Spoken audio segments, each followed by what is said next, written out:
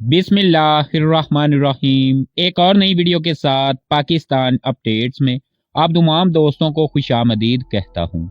अब जबकि पाकिस्तान एयरफोर्स का JF-17 ब्लॉक 3 बनकर तैयार हो चुका है और अब बात अंदाजों से निकलकर हकीकत में ढल चुकी है, इसलिए अब हम ये कह सकते हैं कि पाकिस्तान के JF-17 थंडर ब्लॉक 1 से ब्लॉक 3 का सफर किस तरह का था और इन तीनों ब्लॉक्स में बुनियादी फर्क भी अब वाज़िह तौर पर सामने आ चुका है।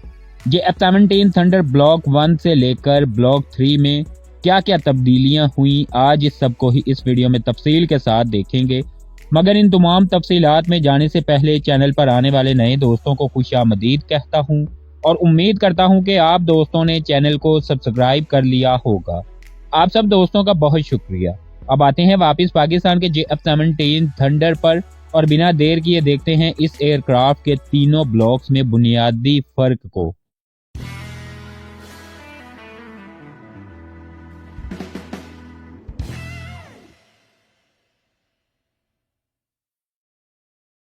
पाकिस्तान एयरफोर्स की तरफ से जब अपना पहला ब्लॉक बनाया गया था तो यह बुनियादी तौर पर ग्राउंड अटैक एयरक्राफ्ट था और अभी भी ग्राउंड अटैक एयरक्राफ्ट की हैसियत से ही पाकिस्तान एयरफोर्स में अहम रोल अदा कर रहा है। पाकिस्तान एयरफोर्स के JF-17 थंडर ब्लॉक 1 को अगरचे चंद एक एयर टू एयर मिसाइल्स से भी लैस किया जा सकता है, मगर इस एयरक्राफ्ट को ग्राउंड अटैक एयरक्राफ्ट ही कहा जाए तो बेहतर है।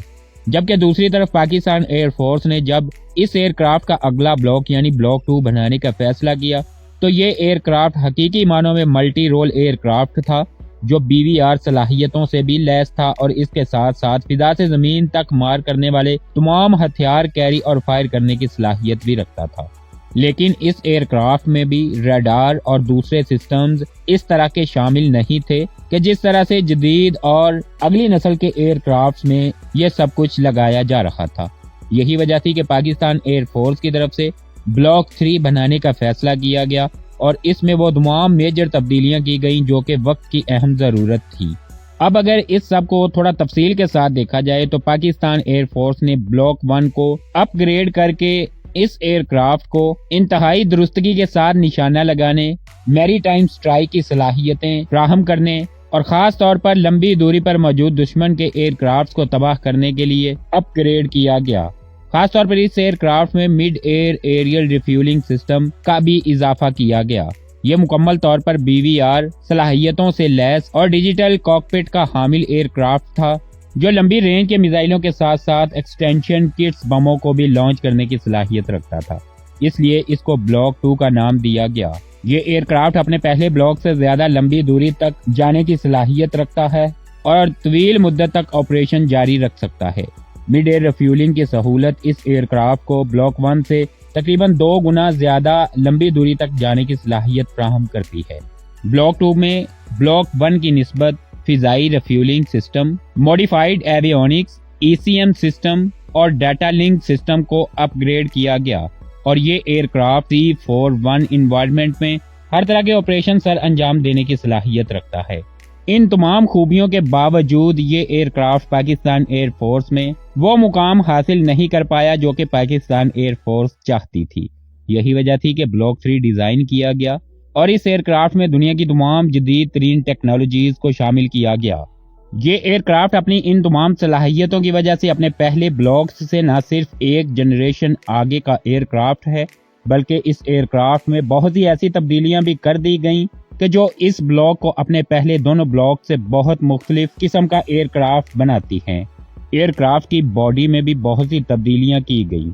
इस एयरक्राफ्ट के मटेरियल को ज्यादा रडार क्रॉस सेक्शन का हामिल बनाया गया और डिजाइन में भी ऐसे रडार और दूसरे सिस्टम्स के लिए तब्दीलियां की गई। कुल मिलाकर 14 के करीब अपने पहले ब्लॉक्स की निस्बत इस एयरक्राफ्ट में ज़ाखिरी शक्ल शुबाहत में तब्दीलियां की गई, जबकि इस एयरक्राफ्ट में जदीद larger holographic wide angle head up display system नस्ब किया गया। स्टेल्थ टेक्नोलॉजी वाले एयरक्राफ्ट की तमाम एवियोनिक्स इस एयरक्राफ्ट में लगाए गए। पायलट के लिए सिचुएशनल अवेयरनेस के लिए जदीद सिस्टम लगाया गया। हेलमेट माउंटेड सिस्टम साइड का इजाफा किया गया। हत्ता के ज्यादा थ्रस्ट वाले बेहतरीन इंजन का इस एयरक्राफ्ट के लिए इंतखाब किया गया। हथियारों के पैकेज को देखा जाए तो अपने इलेक्ट्रॉनिकली स्कैन एरे रडार की वजह से ये एयरक्राफ्ट दुनिया का सबसे लंबी दूरी वाला BVR मिसाइल लॉन्च करने की सलाहियत रखता है। ये तमाम चीजें इस एयरक्राफ्ट को 4+ जनरेशन का एयरक्राफ्ट बना रही है, जो कि अपने पहले ब्लॉक की निस्बत तकरीबन 1 ब्लॉक आगे का एयरक्राफ्ट है। एयरक्राफ्ट की स्पीड में भी अपने पहले ब्लॉक्स की निस्बत तकरीबन 0.2 मैक का फर्क है। इस एयरक्राफ्ट का रडार क्रॉस सेक्शन तकरीबन 4 मीटर स्क्वायर का है। ये अपने पहले ब्लॉक्स की निस्बत बहुत ज्यादा है। ये तमाम चीजें इस एयरक्राफ्ट को अपने पहले दोनों ब्लॉक्स पर वाज़ह बरतरी दिला रही हैं। अब तीनों ब्लॉक जबकि बनकर तैयार हो चुके हैं तो एयरक्राफ्ट के रोल भी खुलकर सामने आ गए हैं। जैसा कि पहले कहा है कि ब्लॉक 1 इस वक्त पाकिस्तान एयरफोर्स में ग्राउंड अटैक के लिए ज्यादा इस्तेमाल होगा, क्योंकि ये एयरक्राफ्ट ज्यादातर ग्राउंड अटैक सलाहियतों के ही हामिल हैं, जबकि ब्लॉक 2 मल्टी रोल एयरक्राफ्ट की हैसियत से पाकिस्तान एयरफोर्स में शामिल हैं और तकरीबन हर तरह के मिसाइल फायर करने की सलाहियत रखते हैं।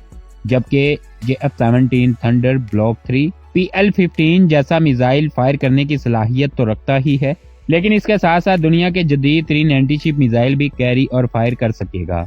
ये एयरक्राफ्ट अपने पहले दोनों ब्लॉक से ज्यादा हार्ड पॉइंट्स की वजह से हथियारों का बेहतरीन पैकेज भी कैरी करने की सलाहियत रखता है। तो ये था पाकिस्तान एयरफोर्स के JF-17 थंडर ब्लॉक 1 से ब्लॉक 3 का सफर, और JF-17 के ब्लॉक 1 से ब्लॉक 3 का ये सफर पाकिस्तान एयरफोर्स ने सिर्फ 18 साल के अरसे में तय किया, जबकि हमारा हमसाया मुल्क 35 साल से एक एयरक्राफ्ट बनाने की कोशिश कर रहा है और अभी तक उसको इसमें कामयाबी हासिल नहीं हो सकी। इसलिए JF-17 थंडर का कोई भी ब्लॉक हो, पाकिस्तान एयरफोर्स के लिए इस एयरक्राफ्ट को बनाना एक बहुत बड़ी अचीवमेंट भी है। आज की अपडेट्स में इतना ही। मज़ीद अपडेट्स के लिए चैनल को सब्सक्राइब कीजिए। अपना ख्याल रखिए। अल्लाह हाफिज।